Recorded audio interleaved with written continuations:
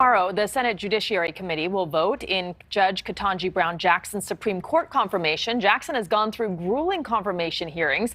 She met some opposition, but also gained support. 15 minutes, and all of a sudden, you are looking at 30, 40, 50 years in prison. Good. Good. I understand. Absolutely Senator, good. I hope you are. Good. Allow her to finish, please. I hope you go to jail for 50 years if you're on the internet trolling for images of children. Answer a question. You can bang it as loud as you want. Well, I can just tell you, at some point, you have to follow the rules. She also gained a new Republican ally. Joining us to talk about tomorrow's big vote is Julia Manchester from The Hill. So, Julia, good to see you. Thanks for being here. Break down what happens tomorrow logistically for us.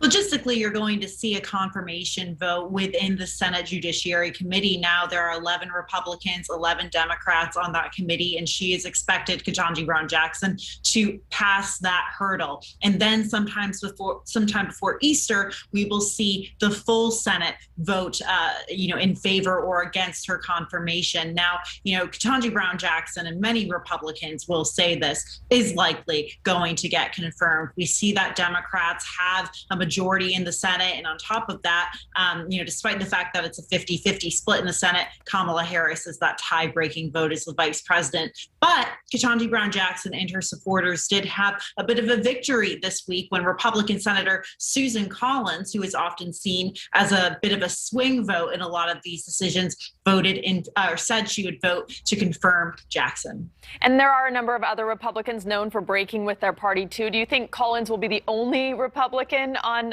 her side? And what are they taking into consideration politically here?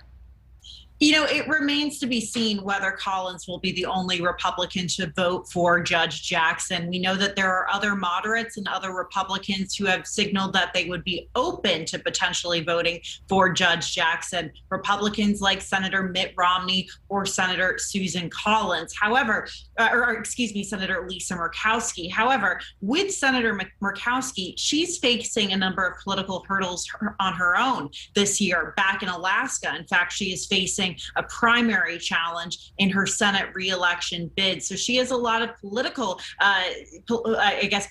situations really to keep in mind when she's going to be voting in this confirmation process. We know, Rudabeh, that these confirmation hearings and votes have become so highly politicized, despite the fact that years ago, Supreme Court nominees could get majorities in the Senate when they were confirmed. So, the split on this goes to show really how polarized this process has become for a branch of government that is supposed to be nonpartisan. And what about Lindsey Graham of South Carolina? He voted for her in the U.S. Circuit Court of Appeals, and now he says he will vote no. We just saw some of the back and forth there from him. What does this tell us about the entire confirmation process, but him in particular? Well, first of all, I think, to reiterate my past point, it says that, it's political, essentially. And we know that Lindsey Graham is someone who, makes a lot of political game time decisions. And this is an example of this. Look, Lindsey Graham, during Ketanji Brown Jackson's confirmation process, very much bemoaned the treatment of past Republican nominees to the Supreme Court and, bemoaned the fact that his pick for the Supreme Court, who we would like Biden to have picked, was not nominated by the president.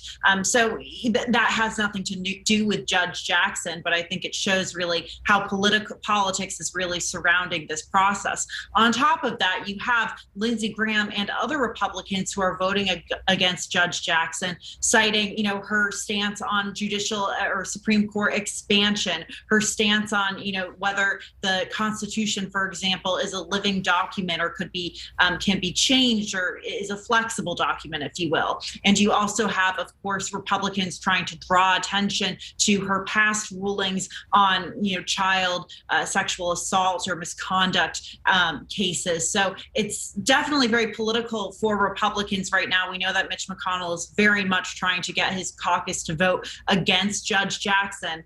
But then again, I think it's very clear she will likely be the next Supreme Court justice. All right, Julia, thank you. I'm sure we'll talk to you again maybe tomorrow. Yes, good to see you. Thanks for watching. Click the red subscribe button below so you can get more of NewsNation's fact-driven, unbiased coverage.